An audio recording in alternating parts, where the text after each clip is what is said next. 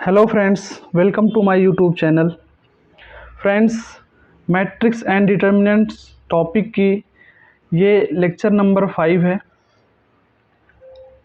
आज के लेक्चर में हम मैट्रिक्स और डिटर्मिनेंट टॉपिक के बहुत ही इम्पोर्टेंट सब टॉपिक को डिस्कस करेंगे।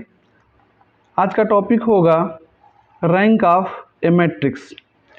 किसी मैट्रिक्स की रैंक कैसे फाइंड करते हैं, हम ये डिस्कस करेंगे। रैंक ऑफ मैट्रिक्स फाइंड करने के लिए हमें क्या सीखना होगा? एक्लॉन फॉर्म ऑफ ए मैट्रिक्स। तो हम सबसे पहले देखेंगे एक्लॉन फॉर्म ऑफ ए मैट्रिक्स क्या होता है, फिर उसी की सहायता से हम रैंक निकालेंगे किसी मैट्रिक्स की। इस टॉपिक से जो क्वेश्चन बनते हैं वो प्री में बनेंगे, लेकिन most important rank of A matrix का जो टॉपिक आता है वो मेंस में आता है। जब एप्लीकेशन पढ़ेंगे रैंक ऑफ ए मैट्रिक्स का, वहाँ हम देखेंगे तो ये टॉपिक प्री और मेंस दोनों पॉइंट ऑफ व्यू से बहुत इम्पॉर्टेंट है।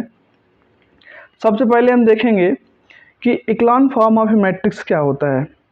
इसकी डेफिनीशन है, डिफरेंट बुक्स में डिफरेंट लैंग्वेज में लिखी होती है डेफिनीशन। तो हम डेफिनीशन देखेंगे। पहला जो पॉइंट है, एनी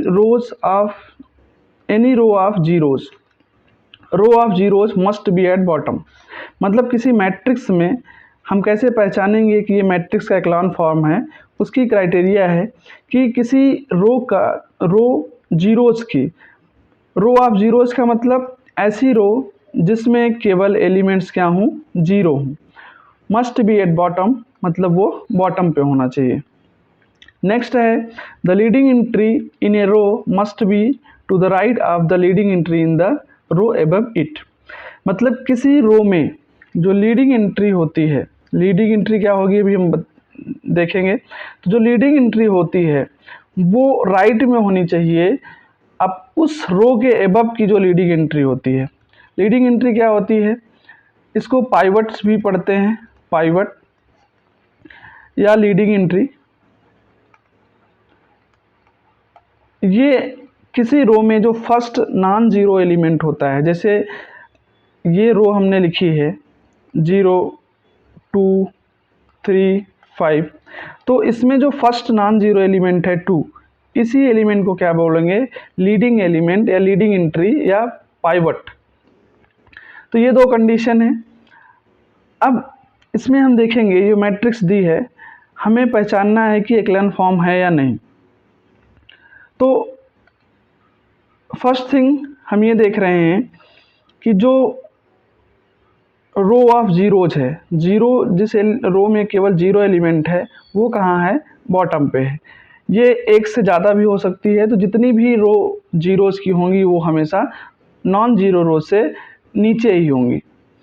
नेक्स्ट थिंग है कि जो लीडिंग एंट्री है किसी रो में, जैसे जो फर्स्ट रो की लीडिंग एंट्री क्या है? ये 1। सेकेंड रो की लीडिंग एंट्री क्या है? 4। तो जो सेकेंड रो की लीडिंग एंट्री है वो उसके ऊपर वाली रो से, चूँकि रो अबव इट, ऊपर वाली रो से की जो लीडिंग एंट्री है उससे क्या है?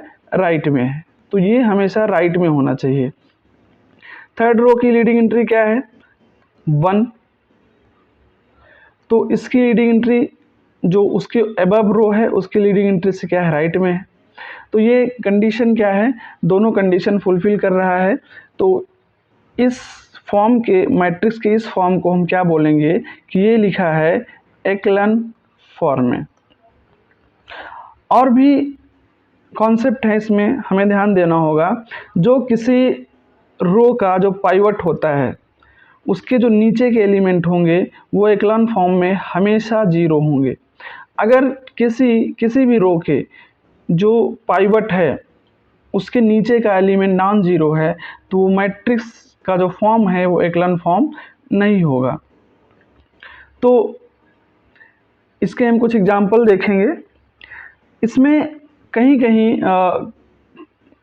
कहा जाता है कि जो नॉन ज़ीरो एलिमेंट है या लीडिंग एंट्री है वो 1 है। तो एक्लॉन फॉर्म में ये ज़रूरी नहीं होता है कि लीडिंग एंट्री 1 ही हो, वो हम जब रिड्यूस्ड इक्लॉन फॉर्म पढ़ते हैं, रो रिड्यूस्ड इक्लॉन फॉर्म, वहाँ 1 जरूरी होता है। 2 एग्जाम्पल लिया है हमने, इसमें हम देखेंगे कि ये क्या इक्लॉन फॉर्म में लिखा है या नहीं। तो पहली कंडीशन क्या है कि जो 0 की एंट्री की रो है वो बॉटम पे होनी चाहिए। तो यहाँ हम देख सकते हैं कि जो रो ऑफ जीरोज है वो कहाँ है, बॉटम पे, सबसे नीचे वाली रो है। नेक्स्ट है जो नॉन जीरो रोज है, उसमें क्या देखेंगे कि जो पाइवट है या लीडिंग एंट्री है वो क्या है, -4, और यहाँ क्या है, 2 है। तो जो -4 है वो 2 से राइट में है। तो ये जो कंडीशन है क्या है, एक्लन फॉर्म की है। और भी हमने कहा था कि जो पाइवट एलिमेंट होता है उसके नीचे का एलिमेंट क्या होना चाहिए, 0। तो यहाँ जो पहला एलिमेंट है लीडिंग एंट्री 2 पहली रो का, उसके नीचे के एलिमेंट 0 हैं, और जो दूसरी रो है उसका जो लीडिंग एलिमेंट है उसके नीचे का भी एलिमेंट क्या है, 0 है। तो ये जो मैट्रिक्स लिखी है वो एक्लॉन फॉर्म में है। नेक्स्ट एग्जांपल हम देखेंगे, इसमें मैट्रिक्स लिया है 5 क्रॉस 5 की। अब यहाँ हम देखेंगे कि जो 0 एंट्री की रो है, रो ऑफ जीरोस, वो कहाँ है, देखिए बॉटम पे है। 2 रो हैं, दोनों कहाँ हैं, बॉटम पे हैं। इन दोनों रो में जो एलिमेंट हैं वो क्या हैं, 0 हैं। उसके बाद जो कंडीशन है कि जो लीडिंग एलिमेंट हैं पाइवट, तो लीडिंग एलिमेंट यहाँ 4 है पहली रो में, इसमें क्या है 2 और यहाँ 5। तो जो 2 है सेकंड रो का लीडिंग एलिमेंट है, वो पहली रो के लीडिंग एलिमेंट से राइट में है, ये तो कंडीशन फुलफिल है। लेकिन जो थर्ड रो है उसका जो लीडिंग एलिमेंट है वो सेकंड रो के लीडिंग एलिमेंट से जस्ट नीचे है, राइट में नहीं है। तो ये कंडीशन जो फर्स्ट वाली कंडीशन थी, सेकंड कंडीशन थी ये वाली, वो इसमें फुलफिल नहीं हो रही है। तो ये एक्लॉन फॉर्म नहीं होगा, नॉट एक्लॉन फॉर्म। और दूसरी चीज़ हमने क्या कही थी कि जो पाइवट एलिमेंट होता है उसके नीचे के जो एलिमेंट होते हैं वो हमेशा क्या होते हैं, 0। तो यहाँ फर्स्ट पाइवट जो है फर्स्ट रो का, उसके नीचे के एलिमेंट 0 हैं। लेकिन जो सेकेंड रो का पाइवट है उसके जो नीचे के एलिमेंट हैं वो नॉन जीरो है, ये 5। इस वजह से ये कंडीशन भी फुलफिल नहीं हो रही है। तो ये जो मैट्रिक्स है, मैट्रिक्स एक्लॉन फॉर्म में नहीं लिखा हुआ है। किसी square matrix n cross n, अगर मैट्रिक्स कोई n क्रॉस n है उसका रो इक्लॉन फॉर्म लिखेंगे तो वो हमेशा एक अपर ट्रेंगुलर मैट्रिक्स बनेगा। अपर ट्रेंगुलर क्या होती है, जिसमें जो नॉन डायगोनल एलिमेंट्स होते हैं बिलो नॉन डायगोनल एलिमेंट्स 0 होते हैं। तो ये इस तरीके से, तो ये हमारा एक्लॉन फॉर्म में लिखा है, ये 0 भी हो सकता है। तो ये 3 क्रॉस 3 मैट्रिक्स ली, ये एक्लॉन फॉर्म में है। और इसको हम देखेंगे तो ये एक अपर ट्रेंगुलर मैट्रिक्स है, जो ये एलिमेंट्स हैं क्या है, नॉन जीरो हैं, इसके बिलो क्या है, 0 है। अब एक्लॉन फॉर्म पढ़ लिया हमने, इसके बाद हम डेफिनेशन देखेंगे कि रैंक ऑफ मैट्रिक्स क्या होती है। रैंक ऑफ मैट्रिक्स फाइंड करने के लिए हमें सबसे पहले एक्लॉन फॉर्म जानना ज़रूरी है।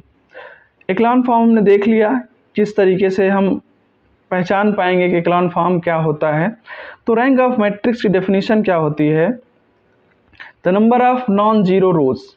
किसी एक्लॉन फॉर्म में, किसी मैट्रिक्स के एक्लॉन फॉर्म में जो नंबर ऑफ नॉन जीरो रोज होती हैं, नॉन जीरो रोज, उसी को क्या बोलते हैं, रैंक ऑफ ए मैट्रिक्स।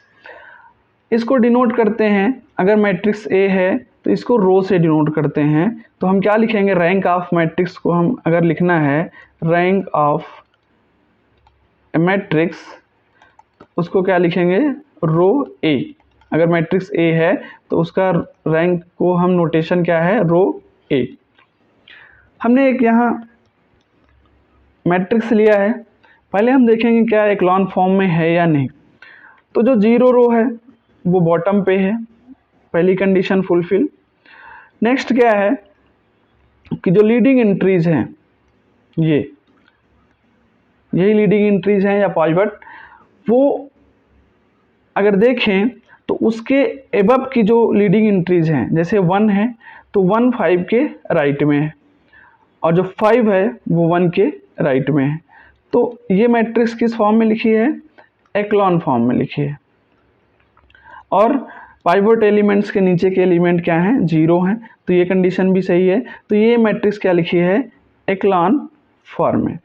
अब जब मैट्रिक्स एक्लॉन फॉर्म में लिखी है तो हम इसमें क्या देखेंगे, रैंक फाइंड करने के लिए कि कितनी रो जो मैट्रिक्स एक्लॉन फॉर्म में है उसमें नॉन जीरो है।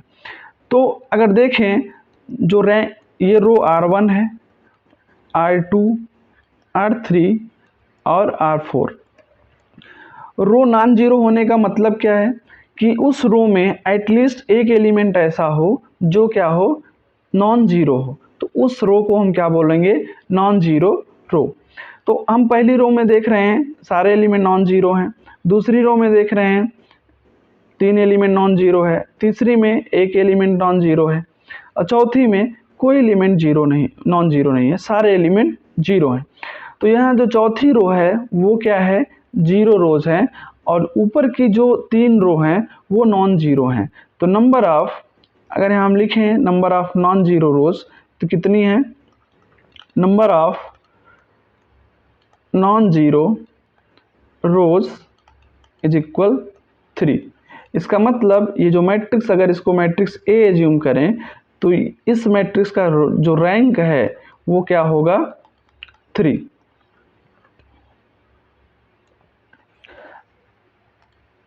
अब हम देखेंगे, ये तो हमने डेफिनेशन देख ली कि एक्लॉन फॉर्म कैसे क्या होता है एक्लॉन फॉर्म, और उसकी एक्लॉन फॉर्म की सहायता से हम रैंक कैसे फाइंड करते हैं।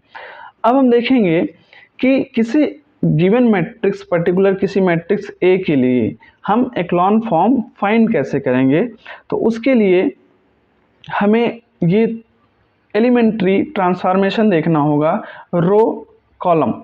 रो एलिमेंट्री ट्रांसफॉर्मेशन होता है और कॉलम में भी अप्लाई होता है।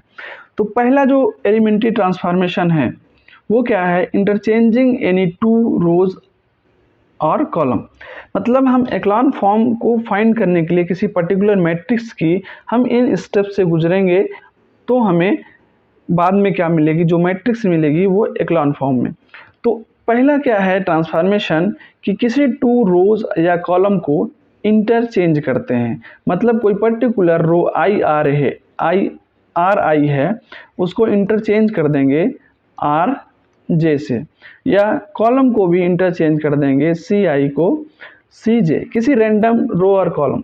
जैसे हम एक एग्जांपल लेते हैं, लेट्स 1 2 3 3 1 5 2 1 6। अगर यहाँ हम देखें आई कितना हो सकता है 1 2 3, जे भी कितना हो सकता है 1 2 3। यहाँ हमें ध्यान देना है कि i should not equal to जे।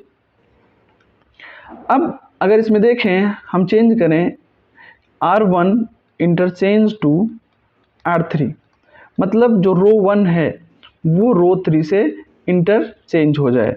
मतलब इसमें हम लिखेंगे तो R1 हमारी ये है और R3 ये, इसको आपस में इंटरचेंज कर देंगे। तो जहाँ R1 है वहाँ R3 आ जाएगा। R3 क्या है 2 1 6, और R2 में कोई चेंज नहीं है तो 3 1 5, और ये कितना हो जाएगा 1 2 3। तो ये हमारा पहला एलिमेंट्री ट्रांसफॉर्मेशन है जो किसी 2 रो या कॉलम को इंटरचेंज कर देते हैं। सेकंड क्या है, multiplication of non zero scalar to every element of a row. मतलब अगर कोई रो हम लेते हैं RI, उसी रो में हम क्या कर सकते हैं, किसी नॉन जीरो कांस्टेंट से या स्केलर से मल्टीप्लाई कर देंगे, रो या कॉलम दोनों में। तो किसी पर्टिकुलर CI के लिए KCI, जैसे ये एग्जाम्पल हमने लिया था, मैट्रिक्स क्या है, वही मैट्रिक्स फिर से लेते हैं, 1 2 3 3 1 5 2 1 6।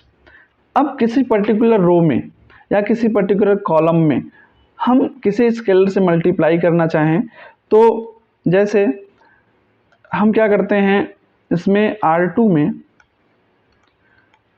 R2 को चेंज कर रहे हैं कैसे, 2R1 से, मतलब इस रो 2R2 उसी रो में 2 से मल्टीप्लाई करेंगे तो ये कितना हो जाएगा,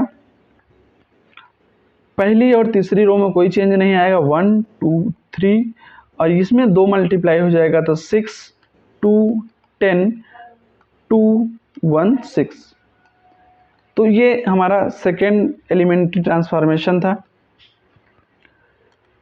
थर्ड है addition of the constant multiple of the elements of any row और column to the corresponding elements of any other row और कॉलम।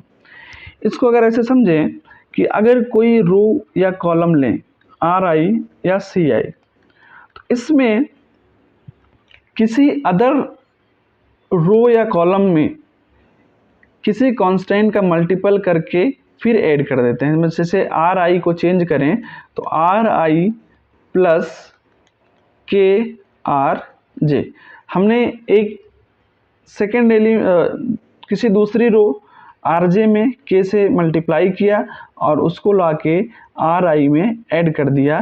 तो इस तरीके से भी ट्रांसफॉर्मेशन होगा, रो ट्रांसफॉर्मेशन। किसी पर्टिकुलर रो को अगर चेंज करना चाहते हैं तो RI transform to RI plus KRJ। CI इसी तरीके से हमारा हो जाएगा CI प्लस KCJ। एग्जाम्पल लेते हैं, 3 1 7 -2 5 0 2 1 3। एक रैंडम मैट्रिक्स लिए 3 क्रॉस 3। इसके किसी पर्टिकुलर रो को हम ऐसे चेंज करते हैं, लेट्स R1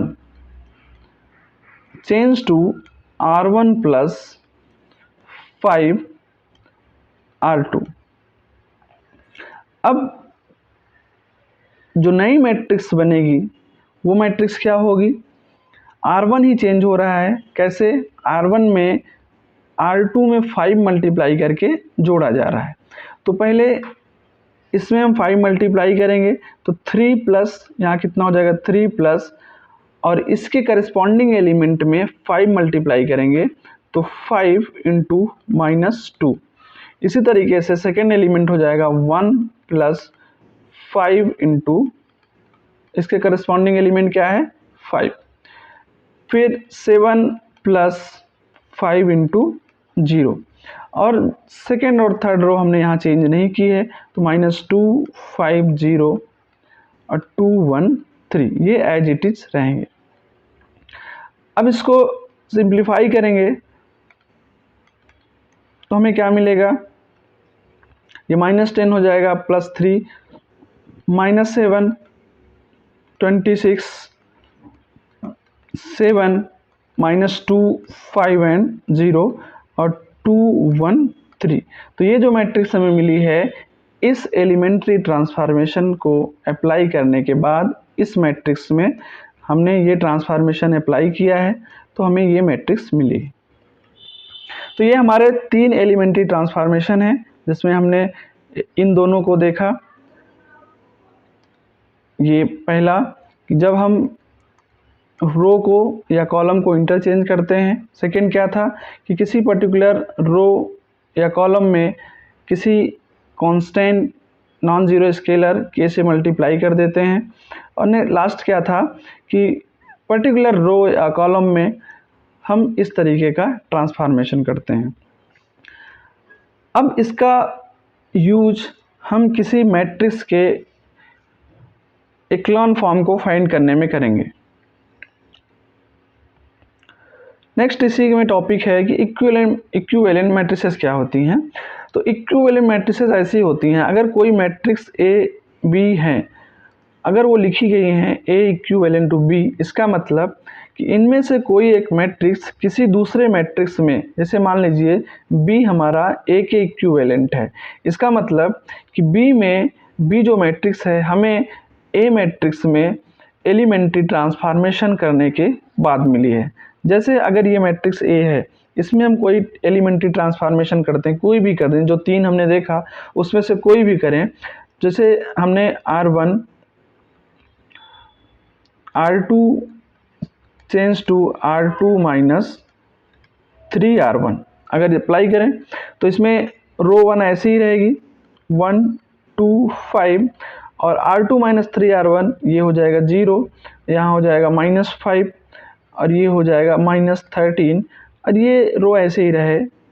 हम एक से ज़्यादा ऑपरेशन भी अप्लाई कर सकते हैं। लेट्स इसमें अप्लाई करते हैं कि R3 जो चेंज होगा वो R3 माइनस 2R1, तो R3 चेंज करें तो 2R1 मतलब ये 0 हो जाएगा, यहाँ कितना हो जाएगा -3, और यहाँ हो जाएगा -10।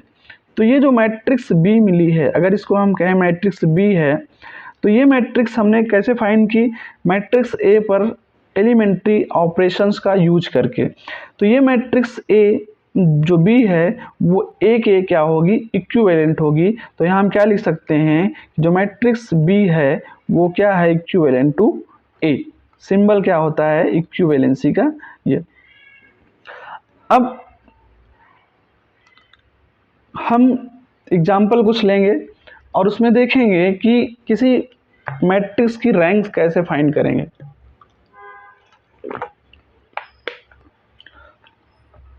तो रैंक फाइंड करने के लिए हमें पहले मैट्रिक्स को कन्वर्ट करना पड़ेगा, किस फॉर्म में? एक्लॉन फॉर्म में। तो हम मैट्रिक्स को किस में लिखेंगे? एक्लॉन फॉर्म में। और एक्लॉन फॉर्म फाइंड करने के लिए हम एलिमेंट्री ऑपरेशंस का यूज करेंगे। तो इस मैट्रिक्स को अगर हम देखें तो जो रो 2 और 3 है, चूँकि एक्लॉन फॉर्म में नॉन जीरो एलिमेंट अगर किसी रो का है उसके नीचे का एलिमेंट 0 होना चाहिए, जैसे इनको 0 करना है तो हम यहाँ चेंज करेंगे R2 change to R2 plus 2R1। अगर इसमें 2 मल्टीप्लाई करके 1 में ऐड कर देंगे तो 0 हो जाएगा, और R3 चेंज होगा R3 प्लस R1। तो ये मैट्रिक्स इसके सिमेट्रिक होगी। क्या बनेगा? 1 -2 3 4, और ये कितना हो जाएगा? 0, और यहाँ भी कितना हो जाएगा? 0, ये 5 और 5, और इसमें जब रो थर्ड रो चेंज करेंगे तो ये 0, और यहाँ भी कितना होगा? 0, ये हो जाएगा 7 + 3 कितना होगा? 10। उसी तरीके 6 + 4 कितना हो जाएगा? 10। अब रो थर्ड और रो सेकेंड इसको देखें तो इसमें हम क्या ऑपरेशन लगा सकते हैं? हम थर्ड रो को चेंज करेंगे R3 change to R3 minus 2R2। अगर रो 2 में 2 से मल्टीप्लाई करके रो 3 में सब्सट्रैक्ट कर दें तो रो 3 क्या हो जाएगी? हम देखेंगे रो 3 हो जाएगी रो नंबर 3 1 - 2 3 4, और ये हो जाएगा 0 0 5 5, और ये 0 0 0 0। तो यहाँ हमें जो मैट्रिक्स का फॉर्म मिला है किसी मैट्रिक्स ए में, जो हमने एलिमेंट्री ऑपरेशन का यूज किया, उसके बाद हमें ये मैट्रिक्स मिली है। अब हम देखेंगे क्या ये एक्लॉन फॉर्म में है या नहीं। एक्लॉन फॉर्म में देखने के लिए लीडिंग एलिमेंट चेक करेंगे, 1 है 5 है, और जो 0 एलिमेंट की रो है 0 रो वो क्या है? बॉटम पे है, और 5 कहाँ है? 1 के राइट में है, और पाइवट के नीचे के एलिमेंट क्या हैं? 0 है। ये तो ये हमारी क्या है? इस समय जो मैट्रिक्स का क्या लिखा है? एक्लॉन फॉर्म। तो हमने मैट्रिक्स ए को, जो ये मैट्रिक्स ए थी, इसको हमने चेंज कर लिया है इसके एक्लॉन फॉर्म में। एक्लॉन फॉर्म जो हमें मिला है वो ये है। अब रैंक की डेफिनेशन हमने क्या देखी थी? रैंक की डेफिनेशन थी कि किसी पर्टिकुलर रो में, किसी पर्टिकुलर मैट्रिक्स के एक्लान फॉर्म में जो नंबर ऑफ नॉन जीरो रोज होती हैं उसी को क्या बोलते हैं? Number of rank of that matrix. तो इसमें हम देख रहे हैं कि जो नॉन जीरो रोज हैं वो 1 और 2। तो नॉन जीरो रोज कितनी हैं? 2। इस मैट्रिक्स की जो रैंक होगी, रैंक रो ए, वो कितना होगा? 2। तो इस तरीके से हम रैंक फाइंड करते हैं। एक एग्जांपल और लिया है, इसमें भी हमें रैंक ही फाइंड करनी है। तो सेम यहाँ हम एलिमेंट्री ऑपरेशन का यूज करके इस मैट्रिक्स को कन्वर्ट करेंगे किसमें? इसके एक्लॉन फॉर्म में करके देखते हैं। तो इन जो रो 2, इन सारे एलिमेंट्स को 0 बनाना है हमें, तो हमें ऑपरेशन इस्तेमाल करेंगे, R2 चेंज करेंगे R2 minus 2R1, R3 change करेंगे R3 माइनस R1, चूँकि ये एलिमेंट में 1 माइनस करेंगे 0 हो जाएगा, और R4 चेंज करेंगे, R4 में 8 है, यहाँ 1 है, तो R4 माइनस 8R1। तो ये चेंज के साथ जो मैट्रिक्स हमें मिलेगी वो क्या होगी? इक्विवेलेंट टू, फर्स्ट रो में कोई चेंज नहीं किया है, ये हो जाएगी 0 -3 -2 -3, और ये 0 हो जाएगा, यहाँ आ जाएगा 3 2 3, यहाँ भी 0 होगा, और ये हो जाएगा -15 -10 और -15। तो ये इन ऑपरेशन का इस्तेमाल करके हमें ये मैट्रिक्स मिली। अब हम फिर देखेंगे कि जो ये मैट्रिक्स है R2 और R3, ये सिमिलर कुछ है, इसमें माइनस साइन है, इसमें प्लस है। तो R3 को क्या करेंगे? चेंज करेंगे R3 प्लस R2। इसी तरीके से जो R4 है उसको चेंज करेंगे R4 प्लस 5, अगर इसमें मल्टीप्लाई कर दें और ऐड करें तो 0 आएगा, तो 5R3। इसको सिंप्लीफाई करें तो क्या मिलेगा? 1 2 3 4, 0 -3 -2 -3, और ये दोनों रो कितनी क्या हो जाएंगी? 0।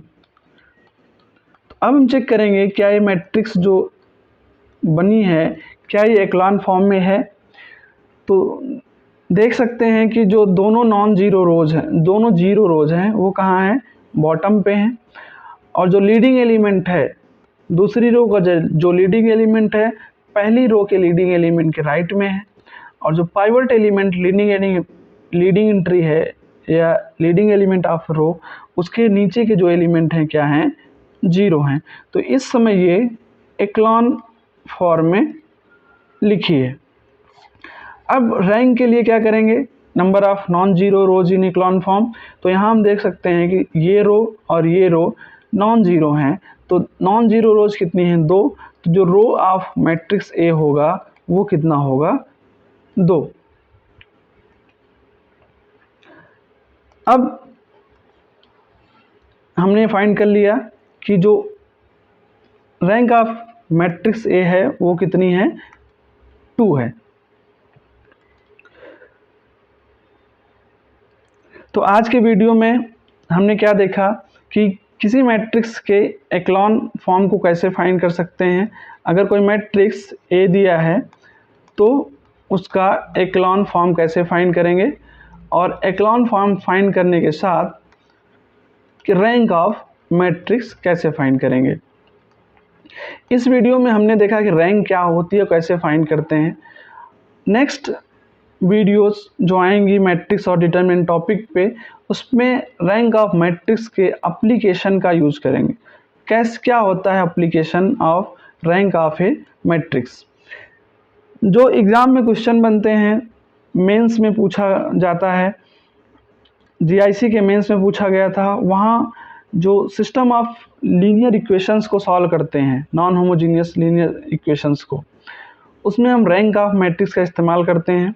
तो नेक्स्ट वीडियोज़ में हम देखेंगे कि किसी सिस्टम ऑफ लीनियर इक्वेशंस को मैट्रिक्स मेथड से कैसे सॉल्व करते हैं और उसमें रैंक का क्या एप्लीकेशन है। तो चैनल पर बने रहिए, वीडियोस को देखते रहिए और नेक्स्ट वीडियो में मिलते हैं। तब तक के लिए थैंक यू।